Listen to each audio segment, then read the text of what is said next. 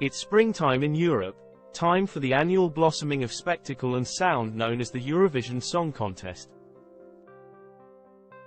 Taking place in May in Malmö, Sweden, the 68th annual competition will see acts from 37 countries vie for the continent's pop crown in a feel-good extravaganza that strives, not always successfully, to banish international strife and division.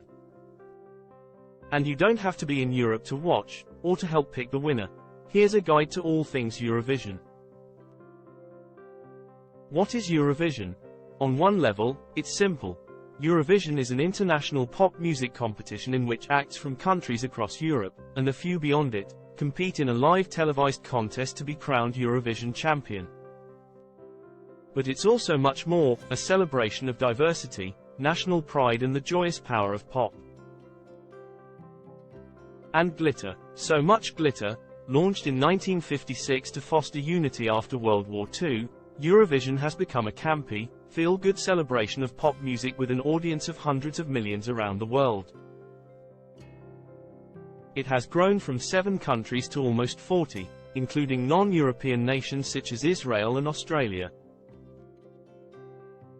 It's now known for songs that range from anthemic to extremely silly, often with elaborate costumes and spectacular staging. Paul Jordan, an expert on the contest who is known as Dr. Eurovision, said the contest is almost indescribable in terms of its scale, in terms of its craziness, but I would liken it to probably the musical version of the Olympic Games. When and where is Eurovision happening? This year's contest will be held in Malmö in southern Sweden, with 2 semi-finals on May 7 and 9 followed by a grand final on May 11. Traditionally the competition is hosted by the previous year's winner, and Sweden triumphed in 2023 with Tattoo, a power ballad by pop diva Loreen. The Nordic nation is a Eurovision powerhouse that has won the contest 7 times, a number equaled only by Ireland. This year marks the 50th anniversary of a Eurovision's most iconic moment, ABBA's victory in the 1974 contest with Waterloo. The win propelled the band towards superstardom and helped jump-start Sweden's music industry. Fans are hoping for an appearance by the Swedish supergroup in Malmö, though the band members have played down those suggestions. Are there political controversies amid the pop? Eurovision's motto is, United by Music, and organizer the European Broadcasting Union strives to keep political divisions out of the competition, though it doesn't always succeed. Russia has been banned since its 2022 invasion of Ukraine. Last year's contest was held in the English city of Liverpool because the 2022 winner, Ukraine, was at war. This year, pro-Palestinian activists and some musicians have urged organizers to drop Israel from the event over its conduct in its war against Hamas, which has killed more than 33,000 people in Gaza, according to its health ministry. Israel has not been suspended, but it was ordered to change the lyrics of its competing song, originally titled October Rain, an apparent reference to Hamas cross-border October 7 attack that killed some 1,200 Israelis. Renamed Hurricane, the power ballad will be performed by 20-year-old singer Eden Golan. With feelings running high, organizers issued a statement saying they firmly oppose any form of online abuse, hate speech, or harassment directed at our artists or any individuals associated with the contest. Jordan said Eurovision organizers have sometimes been accused of inconsistency in setting the contest's boundaries. You're not allowed political entries, and yet Finland 2013 has a song about equal marriage, he said. You had other songs about world peace, technically they're political too. So what is the division between politics and non-politics is quite a blurred line. Pro-Palestinian groups plan demonstrations in downtown Malmö during Eurovision week that they hope will draw thousands of protesters from Sweden and neighboring countries. Malmö District Police Chief Petra Stenkula said security would be rigorous, with Swedish police reinforced by officers from Denmark and Norway.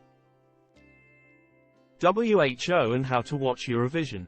Eurovision's complex voting system, which awards points from juries of music industry professionals as well as viewers across Europe, makes winners notoriously hard to predict.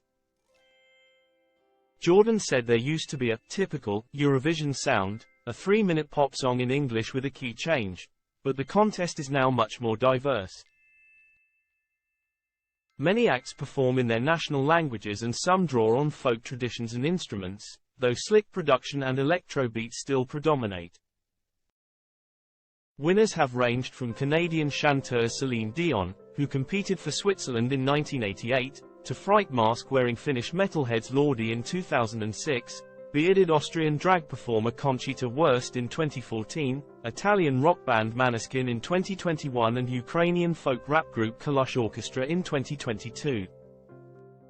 Bookmakers' favorites this year include non-binary Swiss singer Nemo's powerhouse song, The Code, and Croatian singer-songwriter Baby Lasagna's earwormy electro number, Rim Tim Tagi Dim. Other entries to watch include the Netherlands' Joost Klein with pop-rap song, Europapa, La Noia, by Italian TikTok star Angelina Mango and Teresa Maria, by the Ukrainian duo of rapper Aliona and vlogger Jerry Heil. Spain's entry, Zora, by the duo Nebulosa, has drawn controversy because its title can be translated as an anti-female slur.